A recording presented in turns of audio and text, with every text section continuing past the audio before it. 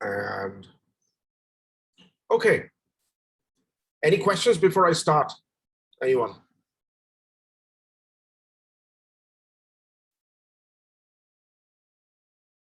No? Okay, so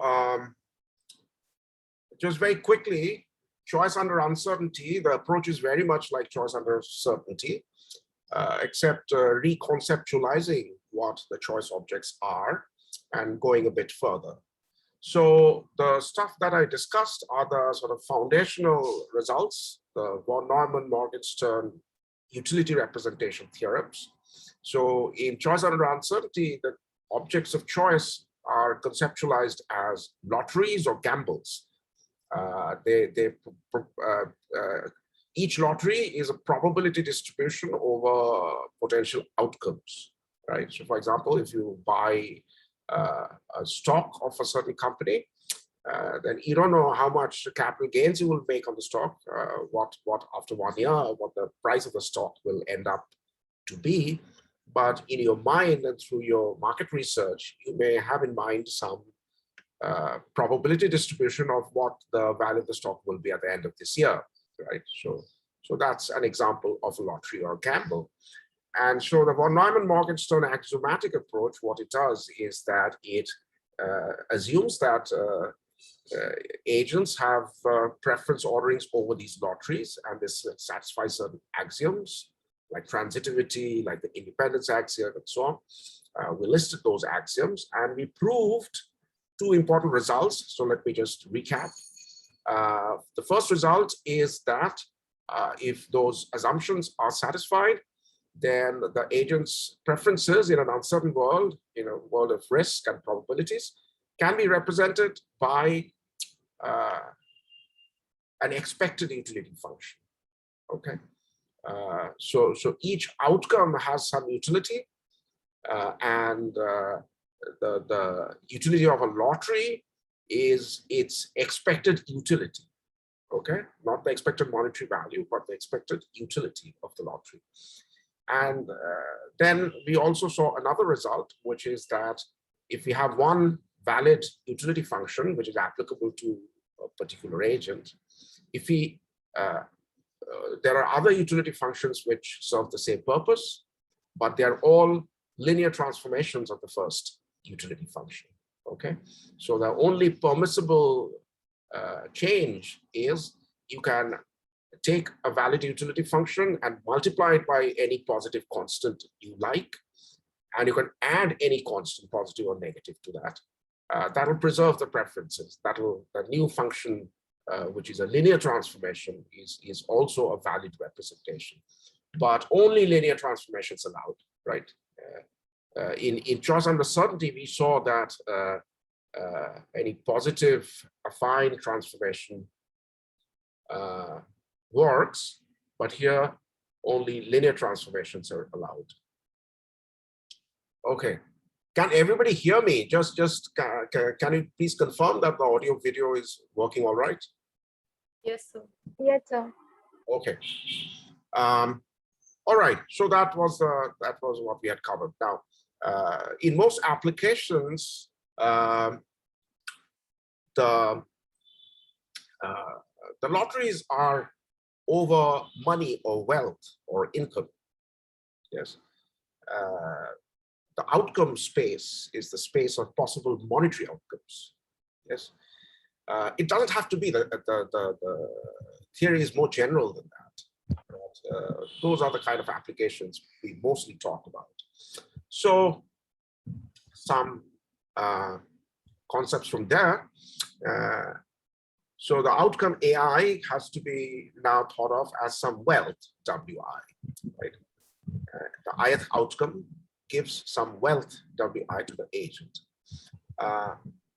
Now, some notation and some definitions, let me just get out of the way. You're all familiar with it. You've studied it in your undergraduate, so this is repetition, but let me nevertheless, in a nutshell, tell you how we define concepts of risk aversion in particular and what it means. So so now that we are in the space of money, there's an expected value of any lottery, right? It's the expected monetary value. Remember, I talked about the St. Petersburg paradox. So there, the lottery created had an expected monetary value of infinity. But if you introspect, nobody is willing to pay too much for that lottery. So obviously, we are not going by expected monetary value, right? So this theory tells us that it's the expected utility that we go by.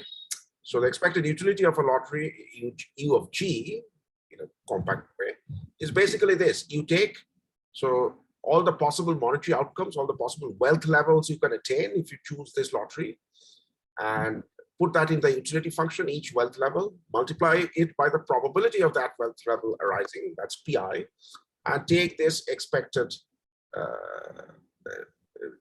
this expectation, that's the expected utility of a lottery. So our theory, the von Neumann-Morgenstern theory, says that every lottery is evaluated by this expected utility by the relevant agent. Now, an important concept is risk aversion. Okay. Now, if you look around us, there's plenty of evidence that people are risk averse. For example, they buy insurance. Yes. You buy a new car, an expensive car, you go to some insurance company and get it insured. So if you pay a premium every month, but if there's big damage, then the insurance company will compensate you. Somebody has a microphone.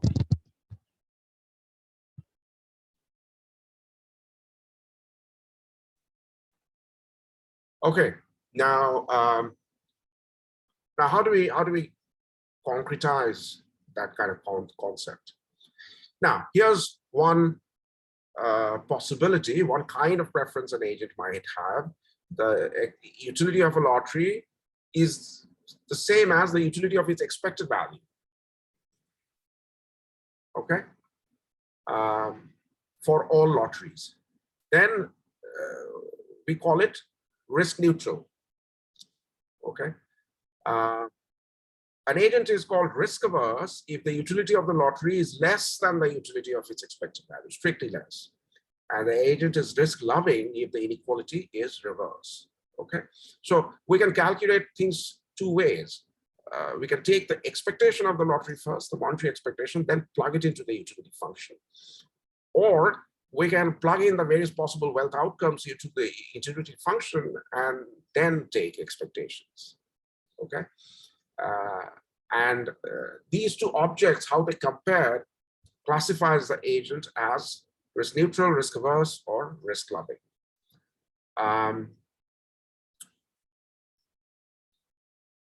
Okay.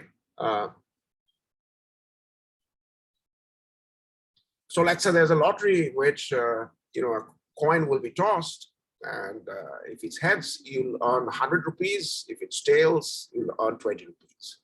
And let's say otherwise you're broke. You don't have any money in a poor situation. So 120 are going to be your wealth levels, all inclusive. So then what is the expected monetary value of the lottery? It's the simple average of 120, right? So that's 60. Now, one question you can ask is, if you want to swap this lottery for a guaranteed amount of money, right? Before the coin toss, if you can kind of sell off this lottery to which you hold the title in return for a fixed amount of money, how much money, what's the minimum amount of money which will make you do the switch? Give up the lottery and settle for that monetary amount instead. If you do so, you're basically avoiding the risk, right? You're avoiding an uncertain situation where you don't know what the outcome is going to be. You're settling for some fixed guaranteed amount. So for this lottery, right, 100 rupees if it's heads, 20 rupees if it's tails, whose expected value is 60. If you settle for less than 60, if you give up the lottery, if I pay you 50 rupees for sure, then you're risk averse. If you're settling for a sure amount which is less than the expected value of the lottery, then you're risk averse. And if you're willing to settle for a minimum amount which is more than the expected value, then you're risk loving. And if you settle exactly at 60, right? 60 is the lowest amount that will make you switch the lottery, then you are risk neutral, right? So that's another way to define this concept. So the sheer amount for which you're willing to give up the lottery, that's called its certainty equivalent, right? That's just definition. And another way to define risk aversion, risk neutrality, etc., is by comparing the expected value of the lottery to its certainty equivalent. And as I just said, if the certainty equivalent is less than the expected value, then the agent is risk averse. Yet another way to define these terms is to define what is called the risk premium. So risk premium is the gap between the expected value of the lottery and its certainty equivalent, right? This EG minus CG. So obviously, trivially, it follows that if the risk premium is positive, then the agent is risk averse.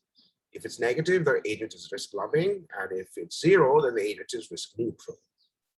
Yeah.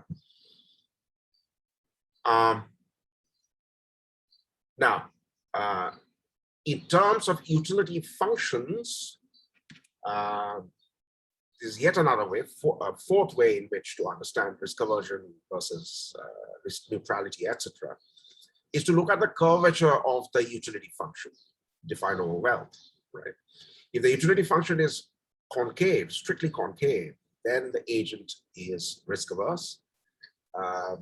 And I'll explain that to you very quickly with a picture.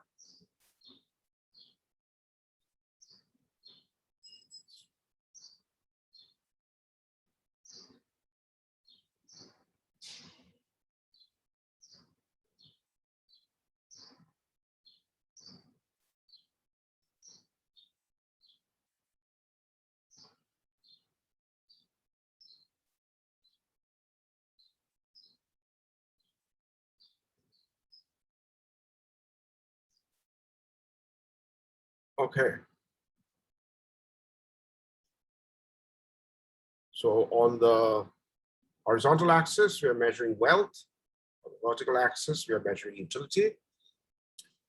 Take the case where this utility function is strictly concave. Okay. What does that mean? Let's think of a simple lottery where the two possible outcomes are wealth level W1 and wealth level W2. Probability of this arising is some P. Probability of this arising is some 1 minus P. Okay. Now, if I want to calculate the expected monetary value of this lottery, then I'll have to take the weighted average of W1, W2, the weights being P and 1 minus P, right? So that'll be a point somewhere in the middle, okay?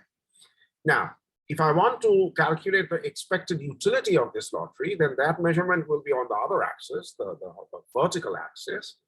And how do we get that? Now, I'm not going to spell out every step of the algebra or geometry here, but if you're familiar with your high school geometry, essentially, we have to draw this arc, right? We have to draw in these 2 points, okay? And if the expected utility of the lottery is here, then to get if the expected monetary value of the lottery is here, to get the expected utility, by the way, here is U of W1, and here is U of W2, okay? So the expected utility of the lottery will be the weighted average of these two utilities, the weights being P and 1 minus P.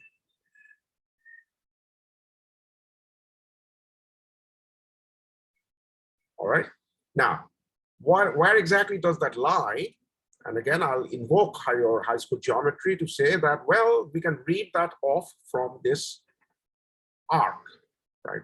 The straight line that we have drawn, the this point corresponds to expected monetary value on this axis and expected utility on the other axis.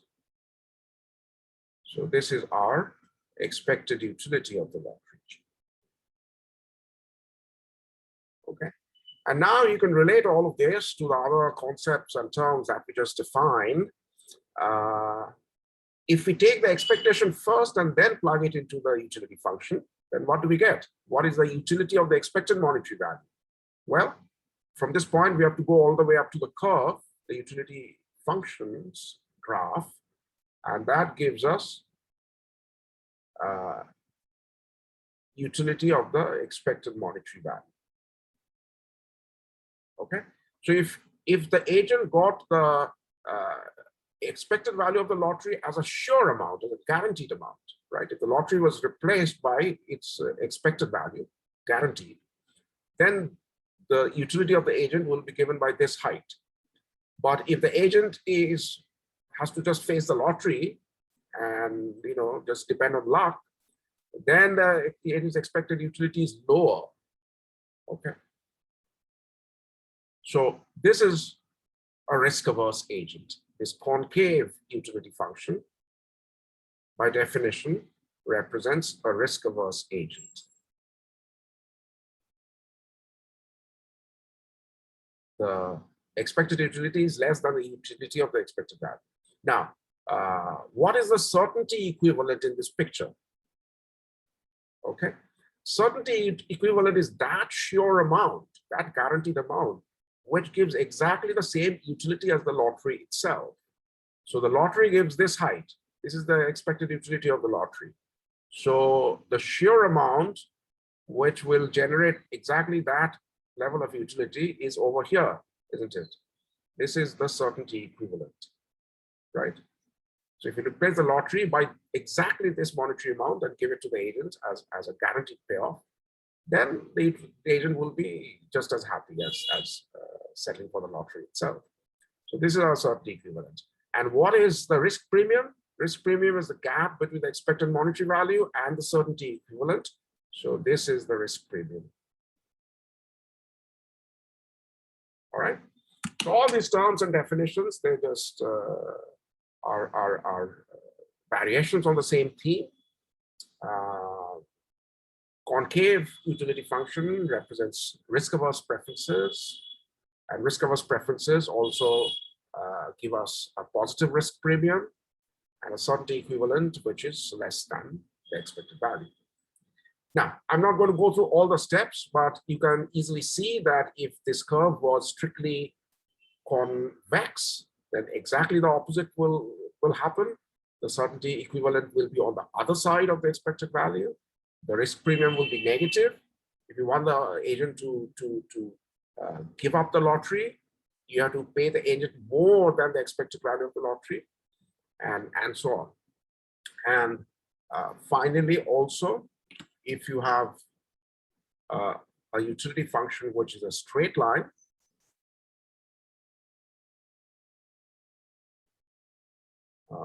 let's say like this, and there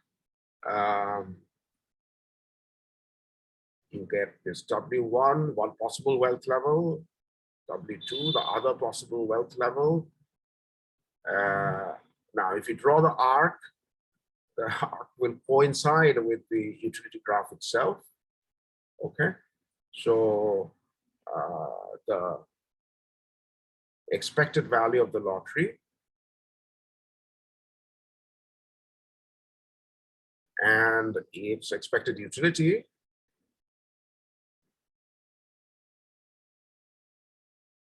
will fall on this line segment, right? There'll be coordinates of a point on this line segment. And here the certainty equivalent is equal to the expected value of the lottery, and the risk premium is 0. Okay.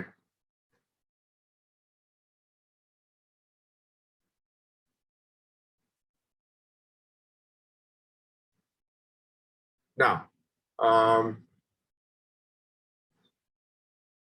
let's look at how these translate into sort of practical problems and give us some understanding of things. So one is, as I said, insurance is precisely the kind of thing that we buy to deal with uncertainty in the world around us, right? If I suddenly fall sick and have a serious disease which requires costly treatment, then it might cause me severe financial damage. And often I settle for a small payment every month so that I don't have to foot the huge bill when I get hospitalized. Now, the insurance companies doing business with me, they're not out of the goodness of the heart. So they are making profits, presumably, yeah.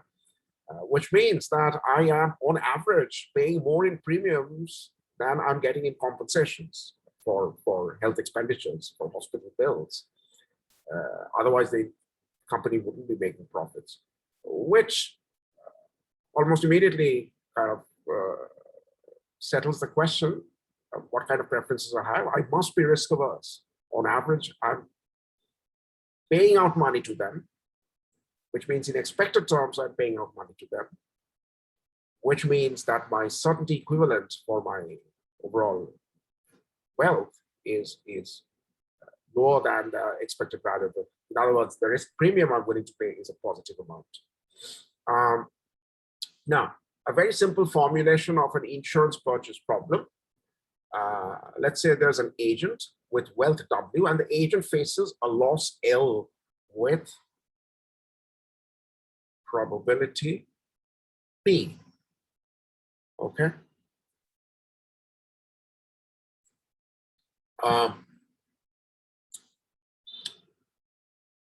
So L could be, it's a house burns down, or his car gets stolen, or he gets hospitalized, and L is the medical bill. Concave utility function, all right. Now she can insure her wealth at a premium of rho per rupee insured. Okay. Incomplete insurance is allowed. In fact, in most insurance contracts, you will find a co-payment clause, right? Which is that, okay, if there's a loss, the company will compensate you 90%, right?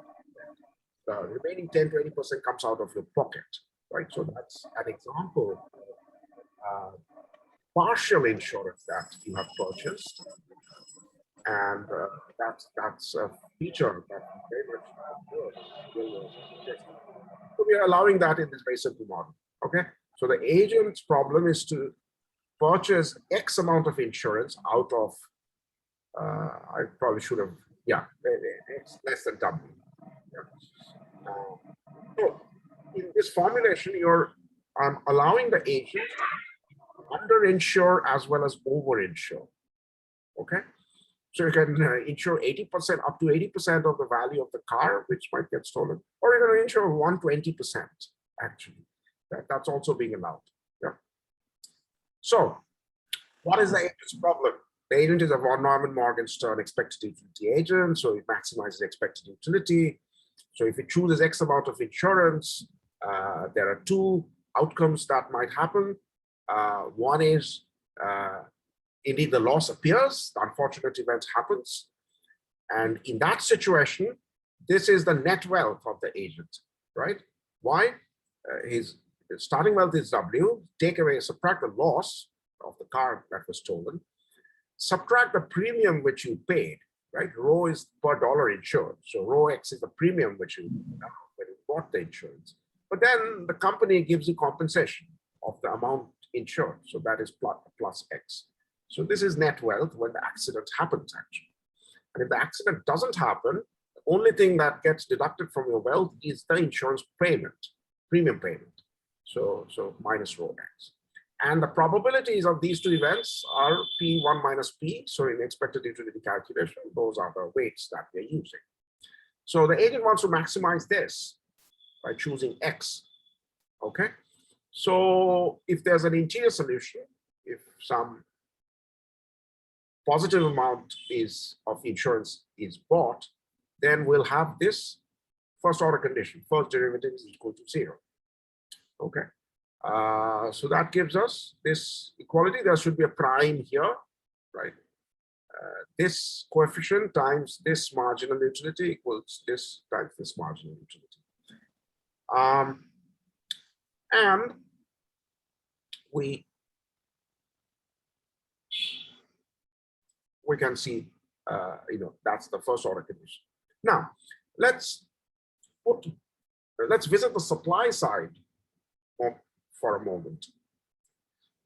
Let's suppose the insurance company has no costs, right? It's just sort of dealing with money, and they don't, artificial assumption, they don't have offices, they don't have sort of operating costs. Let's take that out of the picture. So the insurance company, let's say if it's a very competitive insurance market, so the market equilibrates when each insurance company is making zero profits on every rupee of insurance it's selling. Okay, so let's write down the zero profit condition. This is our zero profit condition for the seller's side. Okay, why is that? Well, if they sell 1 rupee of insurance and everything is linear, we only have to write down the profit on each rupee of insurance, right? Not overall volume doesn't matter. So with probability 1 minus P, no accident will happen. And in that case, they just pocket the premium row. Okay, so that's the positive part. Now with probability P, the accident does happen. In that case, 1 minus rho is their payout, right? They got the premium, which is rho, but because of the accident, they have to pay out the rupee which they insured. So that's the 1. So 1 minus rho is the net payout in the event of an accident. So you weigh that with probability P. So as long as this expectation is, now there's an implicit assumption here when I'm writing down the zero profit condition in this way. Can somebody tell me what implicit assumption I'm making?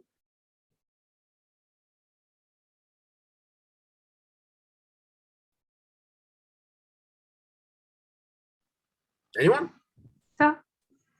Sir, Yes. so the company knows the probability with which the accident will happen. Okay, let's say that's common knowledge, right? Of course, in the real world, often the probabilities are guesswork, and my guess may not match. So there's that assumption, you're right. But setting that aside, regarding the company's preferences, see, both sides are dealing with risk, right? The insurance company also doesn't know what they're insuring, whatever. The company is risk neutral. Company is risk neutral. Yes. When an agent is risk neutral, the agent, as we just discussed, has linear utility function. Yes. Then without any loss of generality, we can always take that linear utility function to be synonymous with the monetary amount. Okay. So for a risk-averse agent, without any loss of generality, I can write the utility function to be E of W equal to W. Because if it had any other form, I can always subtract or add a constant and multiply by a constant to change it into this form. That should be pretty obvious to all of you. So risk-neutral agents essentially maximize the monetary value. You don't have to bother putting in the amounts into some nonlinear utility function. So now, just before moving on, why is it a reasonable assumption to say insurance company is risk neutral?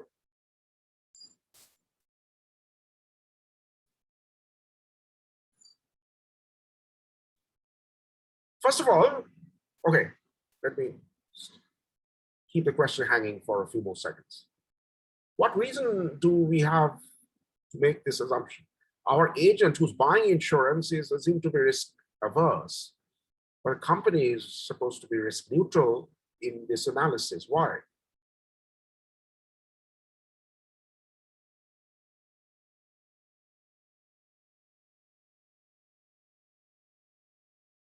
Anyone? What's the difference? Sir, because sir, I'm not sure, but like in case we assume the company to be risk loving, then it would be like their risk premium would be negative, and it would be like the company is itself paying the person for so as to take risk. But in case we take it as risk neutral, then we would be able to solve that expected gain from offering insurance will be zero. Sir, I'm not sure. No, I'm asking an empirical question, or not entirely empirical question. I'm asking, um, is it, is there any reason for us to expect insurance companies Sir, to? because if they were risk averse, then they won't be in the insurance offering business. That's a good answer. That's a part of the answer, right? So the very fact that they are, I'm buying insurance from somebody means that other party must be less risk averse. I'm being slightly vague here, not making, but I guess you know that company must be less risk averse than me, because what buying insurance means is that somebody pays to transfer the risk to the other side. So if the loss happens, if your house gets damaged or your car gets stolen, most of the financial burden of that will fall on the insurance company which has sold the insurance contract to you. So so the agent is transferring the risk to the other party. So in some sense, the other party has to be less risk averse. Otherwise, why would they do this transaction? That's one answer. But there's another deeper reason why we can go all the way and Sir, can I try? Yeah. Sir, I think insurance company cannot might not be risk loving, because if they are risk loving, they might take more risky projects which they than they should be from the money they receive from agents. Sure, but why do we have a good reason to believe that's the way they are? Sir, empirically, I believe the insurance companies are risk loving as well, because like when the amount they are receiving, the sir, so first of all they're offering of insurance, so there is a reason to believe that they might be risk loving, and the premium they receive, they even further invest that in equities and bonds, so they even take up further more risk. Sir, I believe they must be risk loving in reality. No, but now I want to, you already said that the fact that they are insuring so many people means that they are at least less risk averse than all their clients. That is established, right? But any particular reason to assume, go all the way to assume risk neutrality, sitting at the cusp of that seems like a very strong assumption. Yeah, what's the big difference? There's a United India Insurance selling me auto insurance and me getting my car insured. What's a in terms of the situation? What's the difference between me as a client, a single client, and the company? So the insurance company will give insurance to a lot of people. So they sort of reduce the amount of risk because different people have different situations. Right. So if I own one car, I may know that in a given year the car may break down with 10% probability or get stolen, right? 10% chance. The insurance company is insuring thousands and sometimes millions of people. Each of them has a 10% chance of the car getting stolen. So if their client base is very large, by the law of large numbers, they know that almost surely they have to pay compensation to exactly 10% of their clients. Give or take a little bit, but some fraction which is almost surely in the neighborhood of 10%, right? They're pooling a lot of different risks together. And me as an individual, I face only one single risk because I have one single car. I cannot take advantage of the law of large numbers, right? At the end of the year, either my car got stolen or it didn't. Yes. So that's why insurance companies can be risk neutral, because essentially, given their large pool of clients, they're not really facing an uncertain situation thanks to the law of large numbers.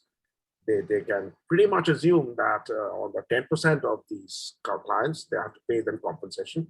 And for the remaining 90%, they'll just pocket their premiums and not pay out anything. So what their balance sheet will look like at the end of the year has no certainty because of the large volume of risk pooling. You typically have, insurance markets for cars, for house safety, all of these things, health hazards, health insurance, thriving markets for these all over the world, right? One of the things that is very hard to buy insurance for, even in an advanced economy like the US, for example, is insurance against natural disasters, for example, right? Hurricanes, forest fires, etc. Why is that? Because that will affect everyone at large, so they'll lose a lot of money. Because for things like car theft, the risks are pretty much independent, idiosyncratic. My chance of getting my car stolen and your probability are kind of independent draws, right? Whereas if there's a hurricane, everybody in Florida is affected at the same time. Yes. So the insurance company it's not able to take the advantage of the law of large numbers. There's no real risk pooling, right? All eggs are in the same basket. And that's why they can't act in a risk neutral way for things like natural disasters or, insurance against the downturn of the economy, right? Why can't we buy insurance against second Great Depression? Because if there's a Great Depression, they'll have to pay compensation to practically everyone. And so correlated risks are hard to insure through the market. Yes, who was raised on? I can't see the name. Somebody raised hand. Sir, I'm Shohan. Oh, yeah, Sir, I wanted to ask a question regarding your idea of bringing in the concept of law of large numbers when you were talking about the insurance companies. So say I had an individual who behaved in a risk-averse manner when faced with one single gamble. But then if he were to be given 100 of the same gambles, then would we expect him to be risk neutral, say, since he has a lot more of those gambles and the expected yield is greater, then the risk is lesser. So can we say that he'd be risk neutral for the larger number of gambles? Same person. Absolutely. Yes. With the same risk attitudes, if you have to handle one single idiosyncratic risk, you'll be risk averse. But the same individual with the same preferences, if somehow you're in a situation where you can pool a lot of these risks, you will become risk neutral. So, sir, does the expected utility theory allow for such changes in the risk appetites with scale? So the argument I'm giving is not really a change in preferences. See, the big difference between facing one single lottery, right, and facing 1,000 independent versions of the same lottery.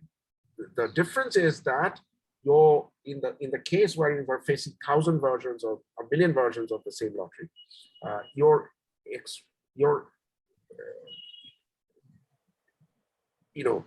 earnings or wealth at the end of the day is not a probability distribution. Okay. That's what the law of large numbers says. It's that as you're increasing the number of draws or the sample size or whatever you want to call it, your probability distribution of the average returns or the the returns that gets squished in, right? So in the limit, as the number of independent draws goes towards infinity, the average value of all these things at the end of the day is almost certain.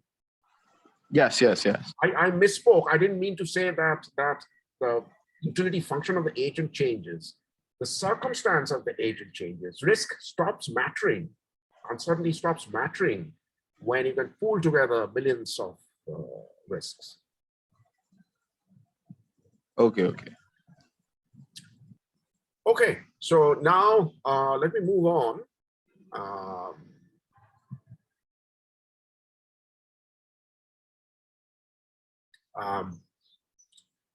Now, for many purposes, it also matters right? As I was saying, and I said I was speaking in a loose way, the degree of risk aversion is also important for many purposes. Some people can be more risk averse and some people less risk averse. So we need some useful measure of magnitudes. And here, one old favorite is the Arrow-Pratt measure of absolute risk aversion. What's the definition? It's the ratio of the second derivative and the first derivative of the utility function with a minus sign. For a risk averse person, this u double prime will be negative, u prime will be positive because more wealth is better. And so by putting a minus sign, we make sure that this overall thing is a positive number.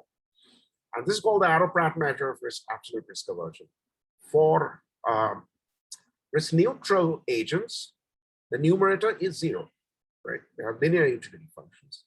So for them, this measure will give a 0 value. For other agents, it will give a positive value. For risk-loving agents, this value will be negative, clearly, right? Because u double prime will be positive over there. Now, what does it mean? Why this odd measure?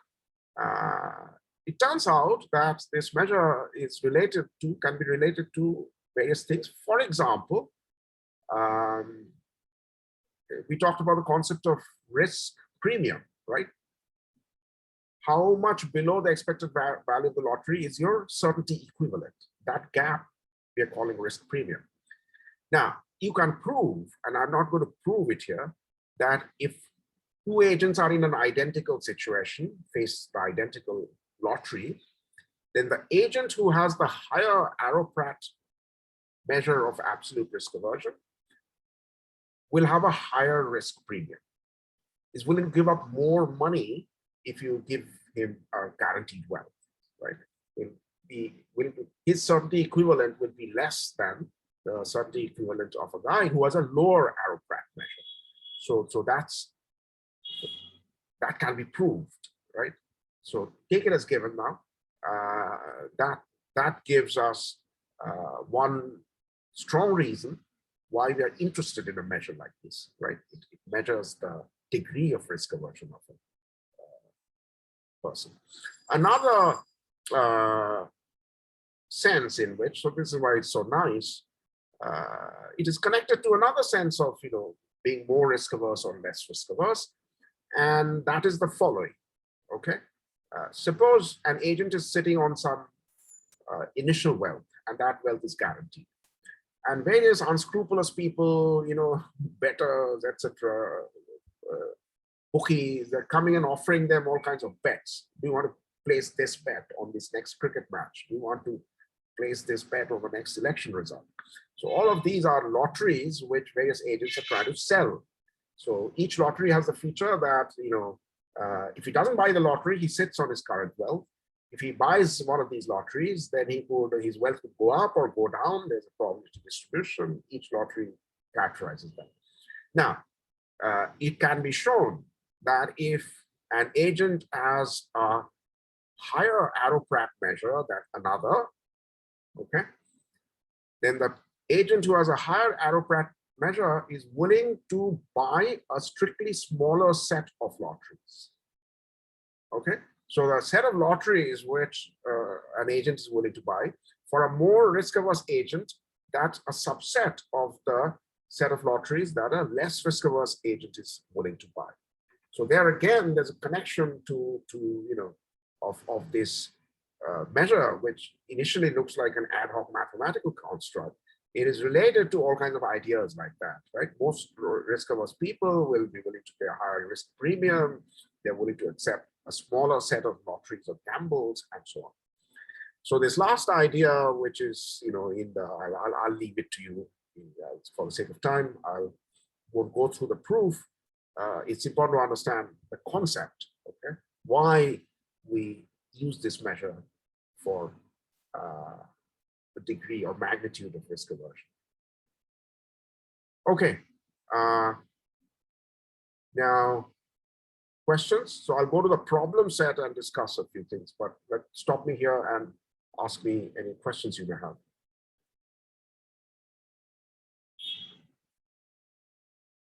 Everything all clear? Sir, one question, just one small confirmation. Okay. Where we have seen zero profit condition for insurance company, there we were assuming perfectly competitive market for insurance company. Yes, implicitly. Okay. And what if it's a monopoly insurance And you have, market? oh, by the way, yeah, good that you asked. Let me open up the slide again.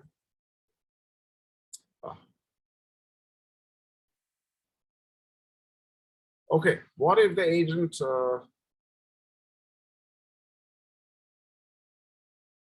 so when you have a zero, oh God, I am losing my mind. I didn't quite finish what I was trying to say there.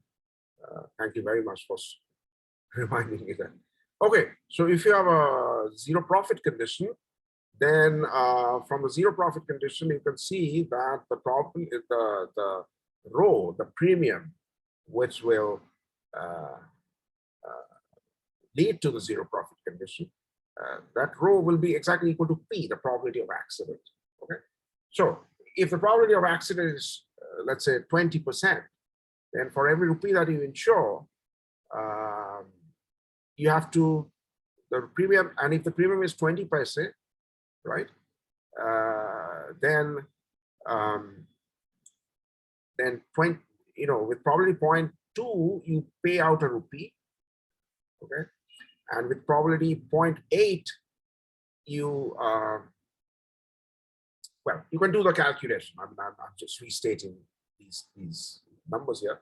So P equal to rho, right? This is called actuarially fair odds, right? When the insurance rate reflects the probability of the bad events happening, yes, then we call it actually fair odds. So on those terms, on average, neither side will be paying the other side. Yes, sometimes the clients, you know, make net payments to the insurance company. Sometimes the insurance company makes a net payment to the client. But on average, over a large number of cases, there's no payment going in either direction, average payment, if P equal to rho, right? And now if you go back to this first order condition, and if you put P equal to rho, you can easily check that X will be equal to L, right? So under those terms, under actually fair odds, the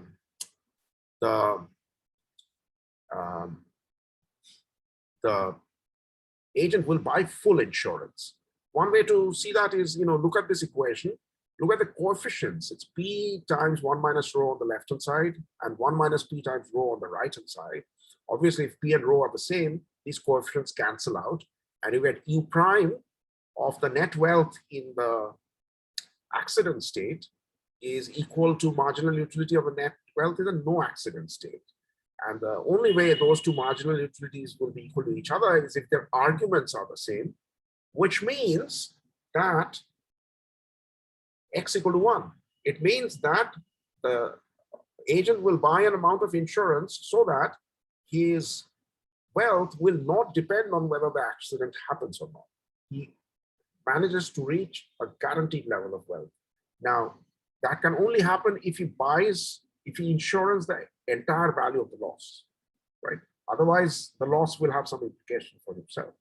So both the algebra and the conceptual, if you think about it, points to the fact that under actuarially fair odds, which will happen in an idealized free entry insurance market,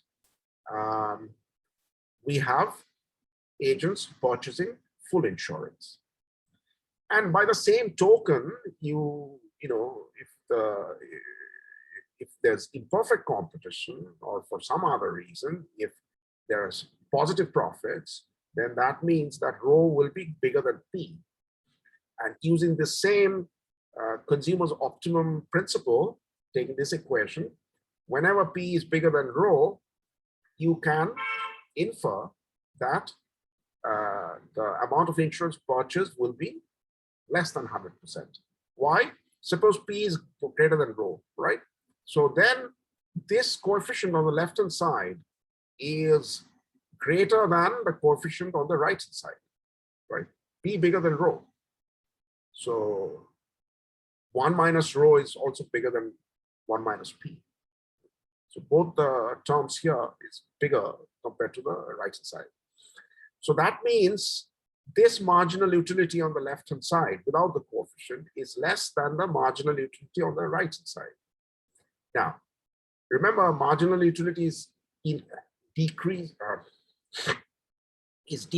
with wealth, right? So what is on the left-hand side? It's the net wealth if the accident happens, okay? So after optimum insurance purchase in the accident state, marginal utility is lower. Sorry, what did I say? In the accident state, marginal utility has to be. Oh, sorry. I'm talking about the case where rho is bigger than P. Okay? Rho bigger than P means coefficient on the right-hand side is bigger than the left-hand side coefficient, which means that the marginal utility term on the left-hand side is bigger than that on the right-hand side. Okay. Now, so that means in the accident state, the agent will have higher marginal utility. Now, marginal utility is higher at lower wealth levels, concave utility function, right? So that means in the accident state, the agent will have lower wealth than in the non-accident state, which means the agent hasn't purchased full insurance, it's only bought partial insurance. One way to think about these choice under uncertainty problems, in principle, it's not terribly different from choice under certainty, right? Remember, in choice under certainty, we were thinking of two goods as being apples and oranges, right? Or chocolate cake and ice cream, what have you. Now, here, it's almost like there are two goods. One good is consumption in the accident state or wealth in the accident state. The other is wealth in the other state. And you have a budget constraint. What you're doing when you're purchasing insurance is that you're switching some wealth from the non-accident state to the accident state, right?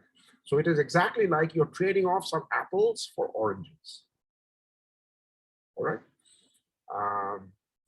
So when you think of it, those terms, in consumption savings problems, right? Again, pretty much all the principles of choice under certainty apply. In consumption savings problems, I have some lifetime wealth, some lifetime income, some of that income hasn't happened, but I can borrow against my future paychecks, what have you. So I'm deciding how to phase my consumption. How much should I spend today? How much should I spend tomorrow? Should I save some money, put it in the bank today, or should I borrow some money? So what I'm deciding on is my consumption at various states. Okay. Now, those things, consumption today, consumption tomorrow, consumption day after tomorrow, those things are exactly like apples and oranges and guavas, right? So in intertemporal problems, we can conceptualize it exactly like a consumer buying from the supermarket by dating the consumption at various dates as different commodities. Similarly, in sort of risk problems of choice under risk or uncertainty like this, we can conceptualize it by thinking of wealth or consumption in various states of nature, under various situations like an accident state or non-accident state, as different commodities. And then pretty much the same kind of principles apply. You will notice that this equation which we have can be reinterpreted as marginal rate of substitution equals price ratio, right? If you take the marginal utility terms to one side, that becomes the marginal rate of substitution between the wealth in accident state versus non-accident state. And the others can be thought of as a price ratio. Right? I'll not flesh out everything.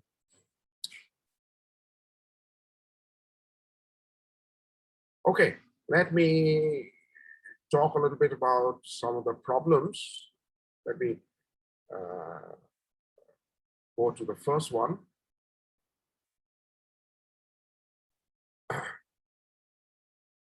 The second one, rather.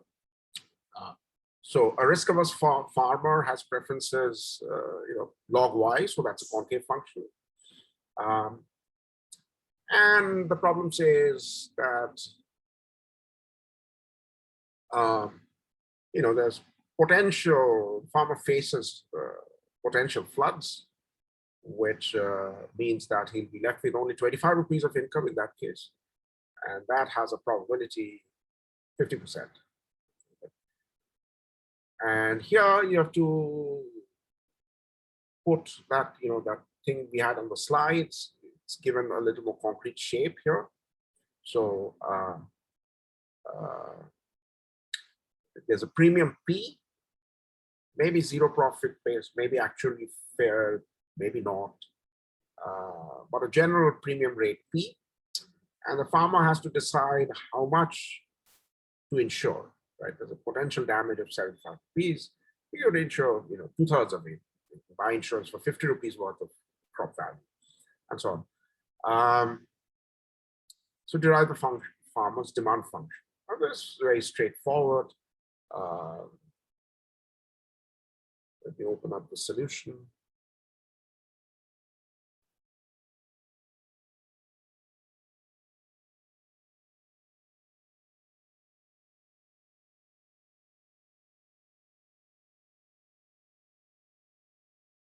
Where is, oh, here's the solution. Okay, if you look at the solution, what's most important is, knowing to set up the problem correct. This is true in general. I'm not saying for this topic. When you're solving these things in the exam, and I don't mean just, for the exam purposes, but what you have to learn is the how to formulate, how to set up the problem, and then what logical steps to do. You can do some algebraic mistake, that's not important. You will not lose, at least as far as I'm concerned, not lose too much, right? Maybe a little bit of deduction. But what I'm going to look for is whether you have learned how to set up the problem correctly, how to correctly get your first order conditions, etc., how to go about solving it. You know the method and the logic. That's what I'm looking for. Yeah. So in this problem, very simple, very easy, like in the slides, it's the log function, that's the utility function. So you have the accident state, and his wealth in the accident state is 100, which is the crop value, no flood. So the whole crop is realized. But you have to pay the premium, which is P times X. And in a state where the flood happens, his baseline income is 25, and this is the net payment he gets from the insurance company, right? That's 1 minus P times X, because after all, he had to pay the premium before things realized. Then he gets full compensation, but this is the net receipt from the company. So yeah, so this is the expected utility, half are the probabilities, P, 1 minus P. So now you do the standard differentiation.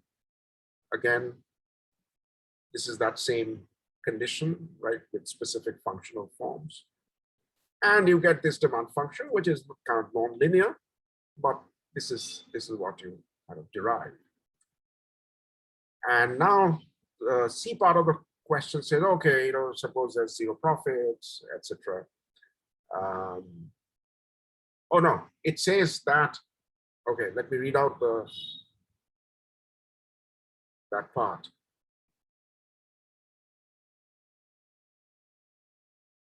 Okay, so now this moves away from the zero profit condition. It says that the insurance company has administrative costs of ₹5 per client. Now, this is a fixed cost per client, right? It does not depend on how much insurance the client is going to buy. It is just one client, whatever his X choice is, there's this fixed cost, right? Which is kind of reasonable. These are administrative costs, overheads, having to sort of make the client do the paperwork, then have to go through the process of filing claims, all of that amounts to the fixed cost, right?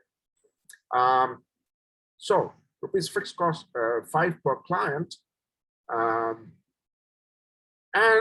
the only instrument, suppose the company has, or all companies have in this kind of market, is to adjust their premium rates, right? They have to adjust them so that they at least recover their fixed costs. If they're not recovering their fixed costs, some of them will quit and so on, right? Forces of demand and supply will raise the premium so that there's zero profit at the end of the day after including fixed costs in the calculation. So what does that give us? That gives us this.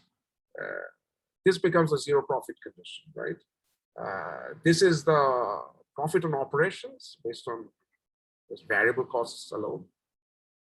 Normally, this is what we would set equal to 0, but since there's a fixed cost of 5, we set it equal to 5. And then you substitute the demand function, right?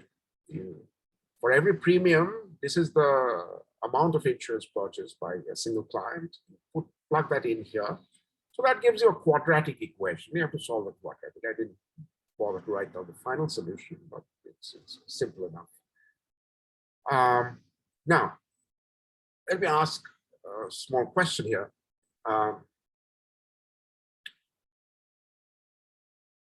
Obviously, the premium rate will now not be actually fair, right? Here, the two states, accident has a 50% chance of that. So ideally, P should have been 0.5, and that would lead to, you could plug in 0.5 here, you would find that this value turns out to be 1, right? Not 1, this value turns out to be 75, right? So as we just discussed, there would be full insurance when we have premium at fair odds. Now, to recover the fixed costs, of course, the premium has to be higher than that, yes? And so X will be less than 75. So the farmer will not insure full value of the potential crop damage. Keep some risk on himself. Now, if one side is risk neutral and the other side is risk averse, then the optimal, economically efficient risk allocation means that the risk neutral side should face the entire risk. The risk averse side should essentially have a guaranteed wealth arrangement. If they can work out a deal like that, that is a Pareto efficient outcome. Yes. That's not happening here because of the need to recover fixed costs. Is there a way to make sure that the efficient risk sharing somehow happens, even though fixed costs like this are involved? Is there another way to restructure the nature of the deal, nature of the contract between the insurance companies and the clients that will lead to full purchase of insurance?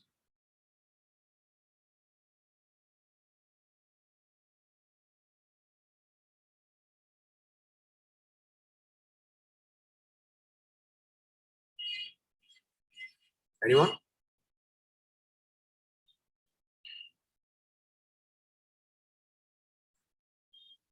What would you suggest here? So if the farmer pays a 5 irrespective of the premium, then we have a. In other words, two-part tariff, right? Yes. Remember, we were discussing with monopoly the role of two-part tariffs. So two-part tariffs are very useful for a monopolist because it allows the monopolist full extraction of all consumer surplus, right? Here, can make insurance deals like a two-part tariff that, yeah, you can choose what fraction of the asset you want to insure, but you also have to pay fixed charge, fixed cost, subscription fee or something like that. Then the fixed costs can be transferred to that subscription fee, and the premium rate can be kept lower at actually fair odds, and that will improve efficiency in the market. That will make sure that the risk allocation between the various agencies is optimal. Okay. The next two questions, they're also easy, but slightly more wrinkled. So this is a portfolio allocation problem. Okay. So the agent has this utility function, which is the square root. Right? Here, instead of wealth, we are saying consumption. Doesn't matter. Interchangeable. So the agent has a starting wealth of W. Okay. And the agent has to do a portfolio choice, meaning that he has to put this W in one of two assets. In fact, he can kind of combine the assets, right? So there's one risky asset like equity, company share, and there's another safe asset which is like a fixed income instrument, like your fixed deposit in the bank.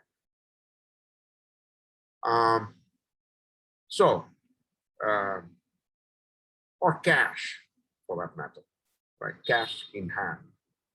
So he invests X in the risky asset. X, of course, cannot exceed the overall wealth he has. And then, whatever X he has invested in the risky asset, it either doubles with probability alpha or it loses all value with probability 1 minus alpha.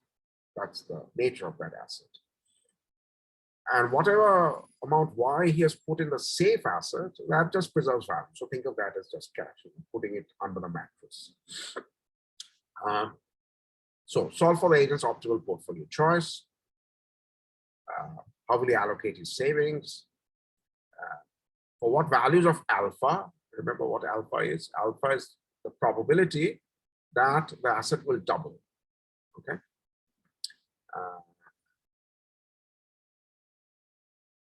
Okay, so what value of, so the part B is asking when do you have interior allocations, right? Some safe assets, some risky asset. And when do you have corner solutions? Only the risky asset or only the safe asset. And then I'll get to part C. So the first two parts are pretty simple, but they also illustrate some very basic principles. So this is what the agent is solving, right? Again, there are two possible states. Those are like the two goods or the two commodities. And you have to carefully write down what is the agent's net consumption, net wealth in each of those states. So one possible state is where the risky asset actually pays off. It's successful. In that state of the world, if you have invested X in the risky asset, which means you paid out X to buy that risky asset, but you get back 2X. Right at the end of the year. So this is your net wealth, right, in the good state. And you have square root utility function. So you put under a square root, and the probability is alpha. So that's why alpha is here. Now, the other state is, now, where is the Y? Y is whatever you did not put in the state, right? So that's W minus X. So that's where the Y is. I would have taken the simple budget constraint and not bothered to write it, but did the replacement. Now, in the state where that risky asset actually bombs, it doesn't do well, it loses all value. There, your net consumption is just whatever you put in the risky asset. Sorry, the safe asset, and that's W minus X. Okay.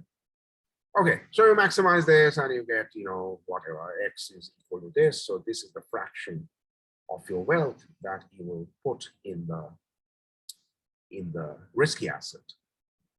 And you can see that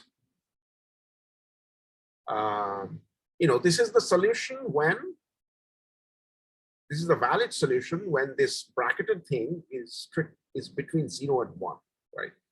If this bracketed thing turns out to be negative, then you actually have a corner solution. Then you are wrong in assuming that, this equation holds, because the optimum is at a corner. Which corner? Essentially x equal to 0. And when this bracketed term exceeds 1, then again, you have a corner solution where you choose x equal to w, put all the money in the risky asset. So when do you genuinely have an interior solution? Essentially, you need alpha strictly greater than half. Okay. What happens if alpha is strictly less than half? You can use it, you can see in the numerator, right? If alpha is less than half, the numerator is negative. So this is a negative number, which means the true optimum is at the corner x equal to 0. Okay. So why is that? Can you give an intuitive explanation? Why do we need alpha less to be? So if alpha is any less than half, then the agent will put all the money under the mattress in cash and will not buy any of this share at all. Why is that? So then there's more than 50% chance that he loses everything that he puts in the risky asset. Yes, so the expected return is actually negative, right? On the safe asset, the expected return is 0. The asset neither grows in value nor diminishes in value. Put 1,000 rupees under the mattress, at the end of the day, it's 1,000 rupees.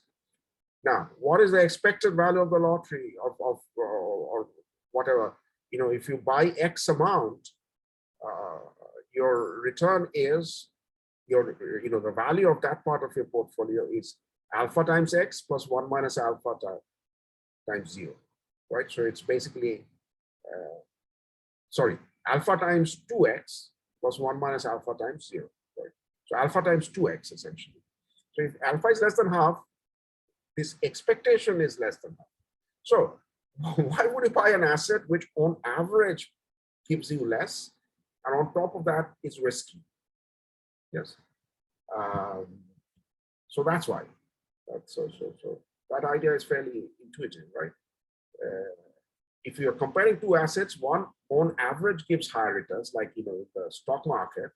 If you buy the PYSE index over the last 10 years, 15 years, I think get around 15% average return. Now this is much better than your fixed deposits, right? So that's why we kind of take some cautious steps towards shares, but also put some money securely in fixed deposits. We try to balance the two, because fixed deposits are paying 6%, 7%. This is way more than that.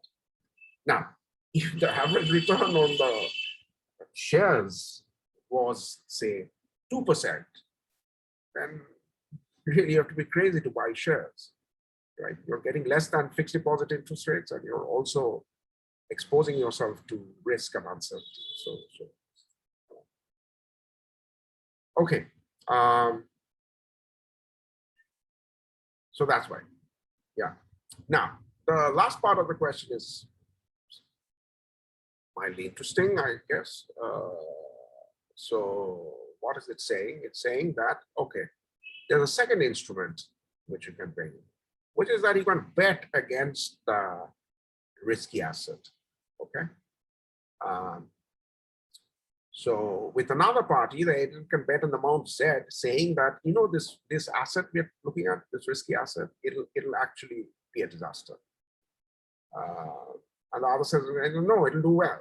So that's the bet they place. Okay.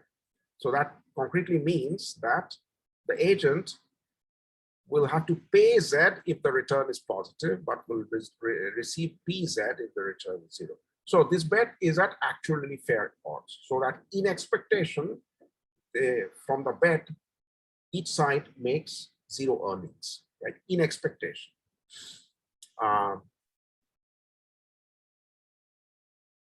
Okay.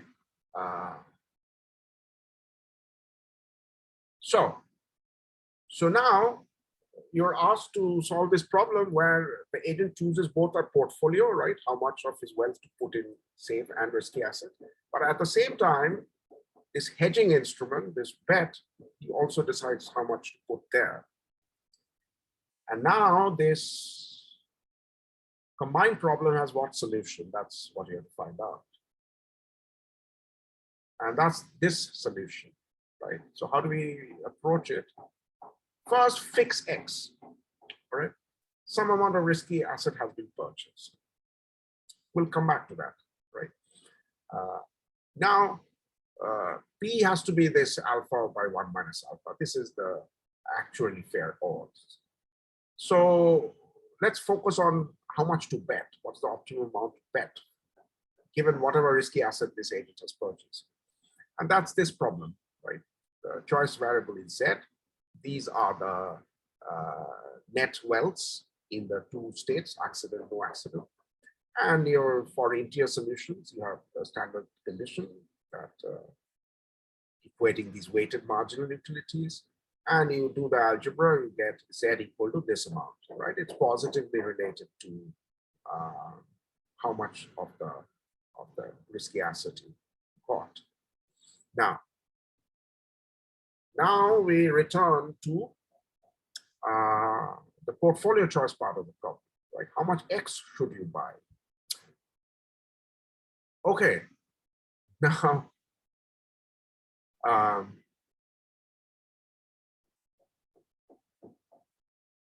so there's an under root missing here. And if we do have that under root, the answer we get is X is equals to Z. no, so I'll tell you it's the exact. See, what is Z doing? What Z, the optimum purchase of Z, what it's doing is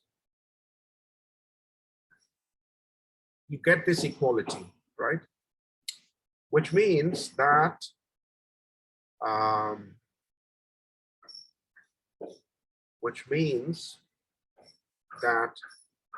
you choose Z so that your income in the two states are the same. Yes. You fully insure yourself because it's actually fair odds. I mean, you can check this with the algebra very easily, but also conceptually, I think you should be able to see that with the betting instrument, what you do with the betting insurance is exactly like insurance, right? You make sure that whether that asset does well or badly doesn't make any difference to how much you have at the end of the day. You're transferring some of your wealth from a good state where the asset does well to the bad state. In other words, you're going to bet against the asset, the same asset that you have purchased, in order to do this kind of consumption smoothing across the two uncertain states of the world. And that is coming out from this first order condition. Now, if your income is going to be the same for every amount of X that you buy, if your income is in the two states is going to be the same, then what you're interested in is maximizing that same income, right? That same income which you will get in two states after betting in an appropriate amount. That's what you want to maximize, okay? And so,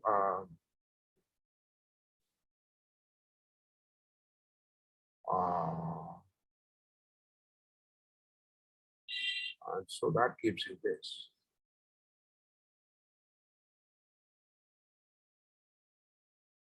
Okay, so if you choose X,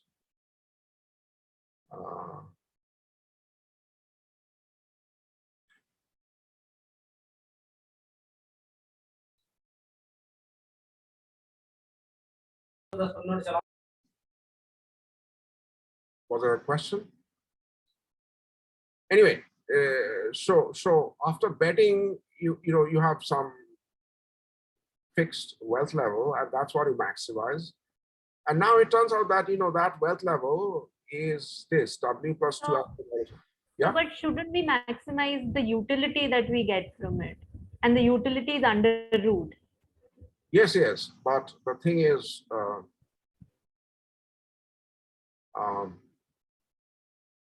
do I say this? So for example, I solved it using I took X and Z as two variables, and then I differentiated it with respect to X and Z separately. So basically I set up the Lagrange and then solved this question. Yeah, but you should get the same answer, right? Yeah, I'm getting a different answer. And even Vishruti ma'am said that there's an under root missing here. But the problem is if we do have that under root, we get X is equals to Z, and then I couldn't find a way forward. We get alpha is equals to 1 by 2 is equals to P, and X is equals to Z. Okay, I have to put pen to paper. We're doing that, but all right.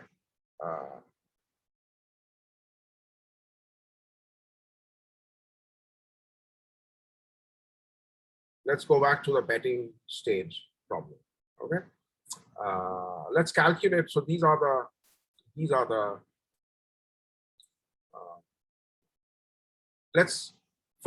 Let me calculate this and this, right?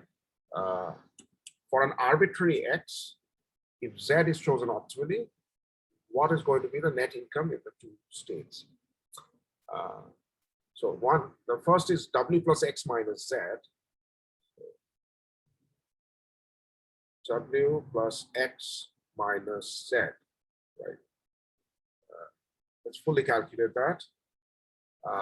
Z is 2 times 1 minus alpha times X.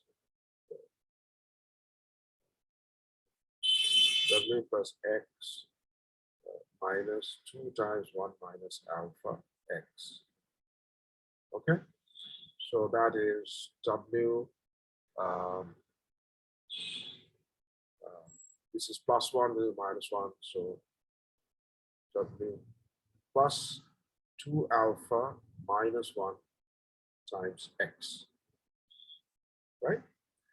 Now, let's look at the other thing, which is W minus X plus P times Z.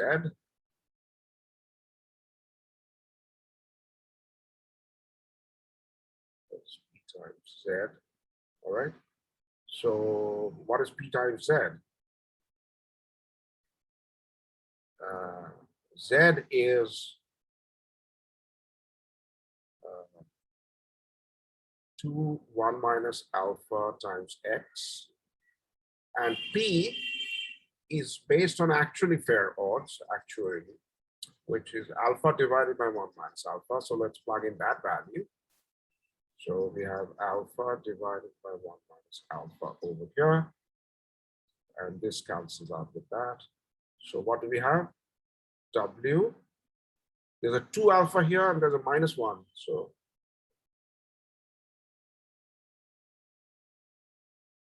okay, so you have for some reason chosen X amount of the risky asset, and now you're carefully choosing your bet size.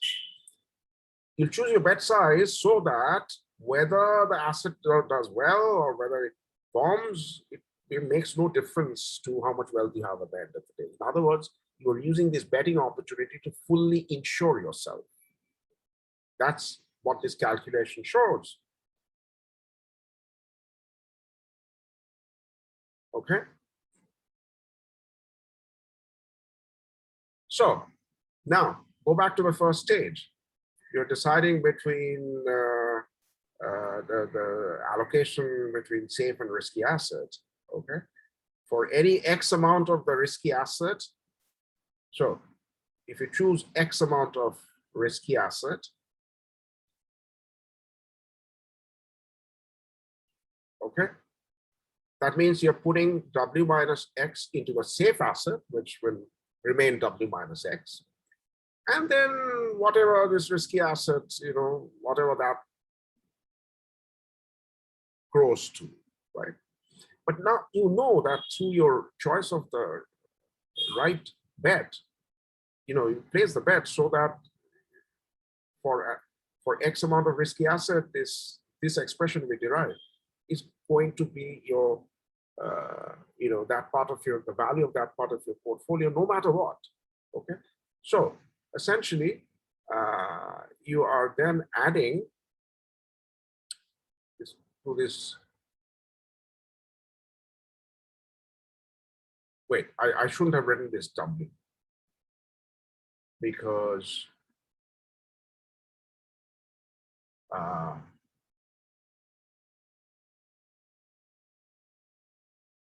if I want to just calculate what is the value of the risky part of your portfolio, then I should ignore this W label.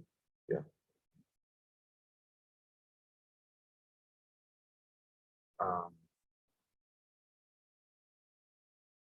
Okay, so this is. So getting one step back, if you have chosen X amount in the risky asset, then this is what you put in the safe asset, so that remains the same value. And whatever amount of risky asset you purchase after incorporating the betting decision, that gives you 2 alpha minus 1 times X. Okay.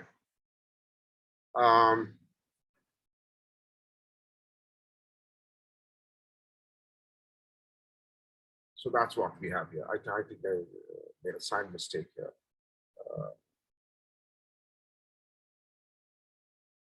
Anyway, it's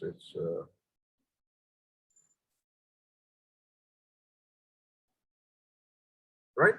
So the bet essentially gives you. So now you're looking at your portfolio allocation problem, but you know that you're not. That bet gives you the luxury of buying full insurance, so you're not really facing any risk.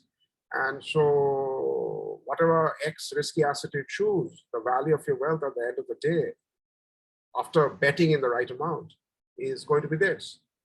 Okay. And then now you can see that if alpha is bigger than half, then this has a corner solution. Okay. You put all your money on this. And if this alpha is less than half, then you don't buy the risky assets at all. So now it all boils down to whether the average return on the risky asset is positive or negative. Okay. So that's the intuition.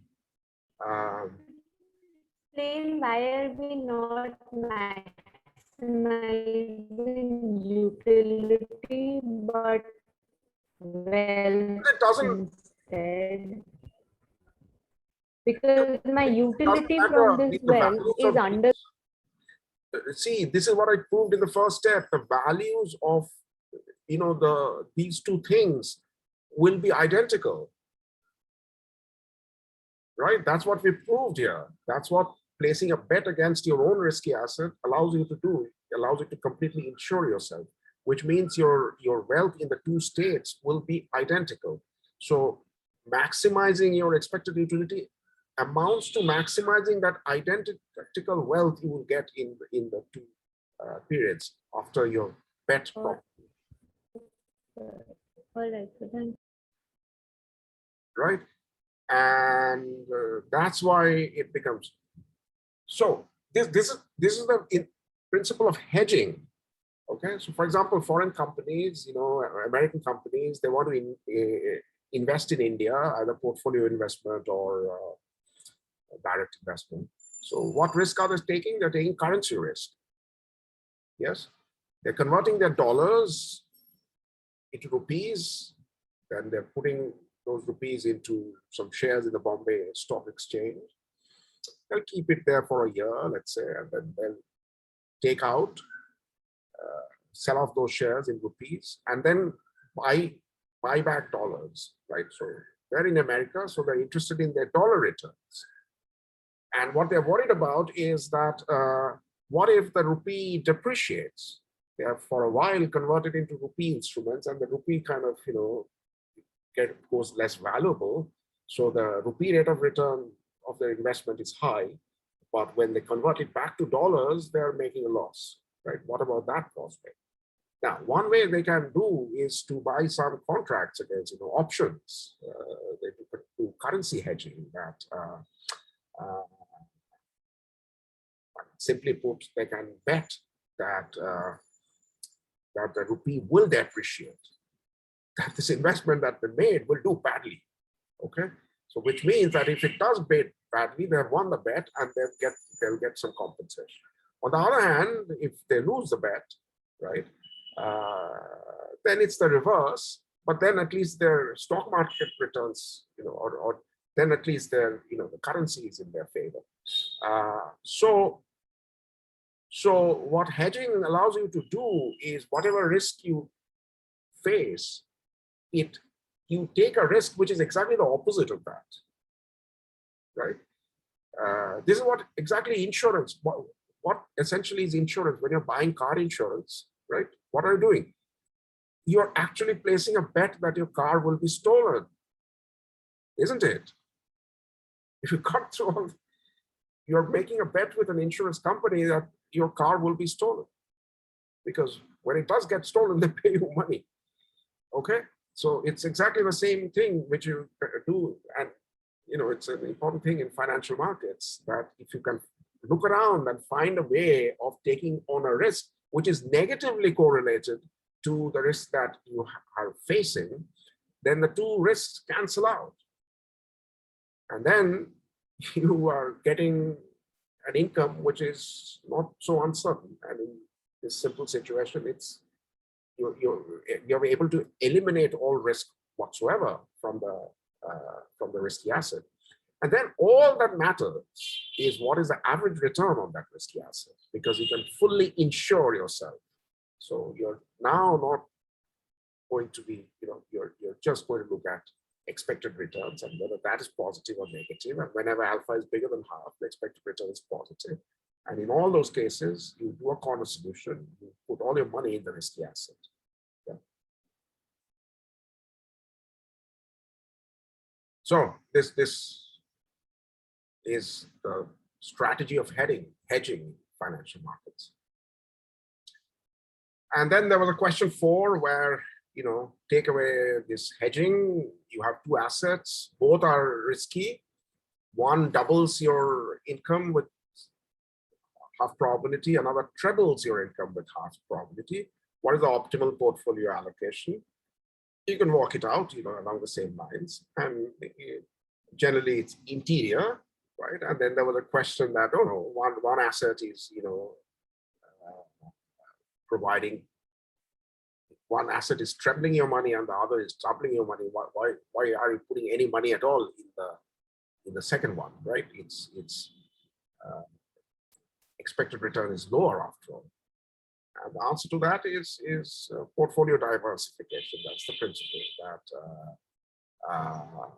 not putting all your eggs in the same basket, right? Diversification is a virtue in itself. So putting some money here and some money there is, ceteris paribus, a good thing, because it reduces the risk you're facing. And that's why you may want to include some relatively low return assets in your portfolio. In this question, it's another share sort of thing. In the previous question, it was just cash or whatever, fixed deposits.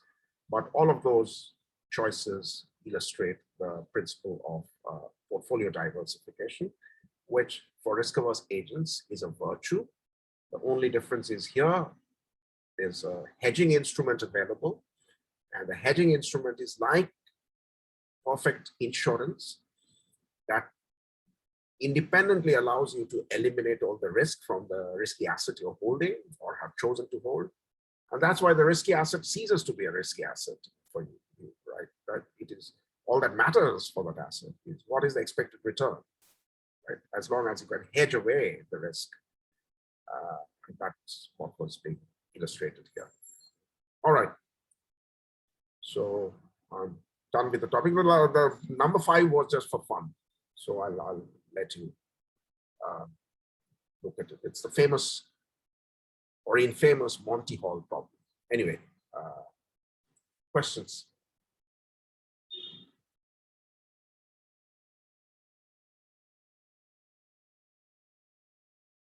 No questions?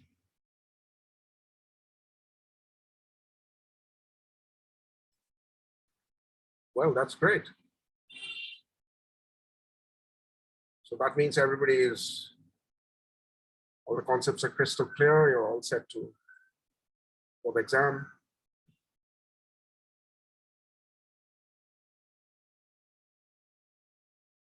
Okay, so for the previous parts, once again, I've been saying it from day one, but the problem sets are very important. So those are exactly the kind of questions you will get on the exam.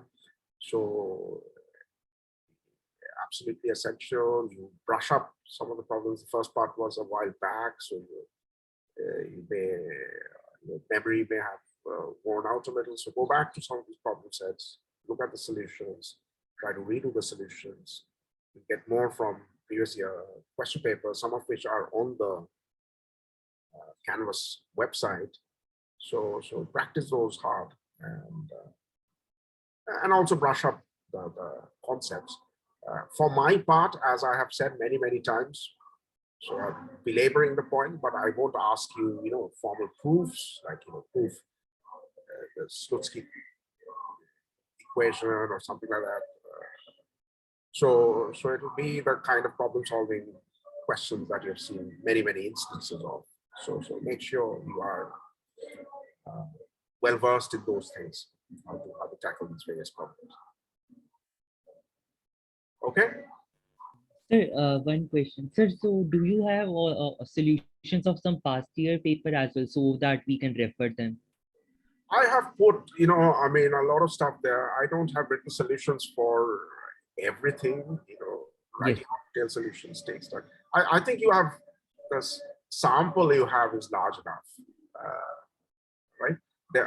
I think I have put up some solutions to some past year questions, right? On the Sir, on the portal, Canvas portal only yeah. for our microeconomics. Right, but it's an impossible task for me to write out everything. Yes, sir. Yes, definitely, sir. Thank you, sir. Yeah. So what about the solution test, solution set to the midterm that we had? I have a doubt in one of the questions, and I just want to check what I did wrong. Okay, oh, I didn't put up the solutions. Okay, I'll do that. All right, thank you, sir. Have you guys got your midterm scores? Yes, sir. Yeah. We got them today. Yeah, it also got held up. There were some compiling issues. Anyway, so yeah. Okay, guys. All the best for all the upcoming exams, starting with micro. Keep your cool. Don't get nervous. If you have kept up with the material, you'll do well. So, okay, all the best. Thanks a lot, sir. Thank you, sir. Thank you, sir. Thank you, sir. Thank you, sir. Thank you, sir. Bye. Bye, sir.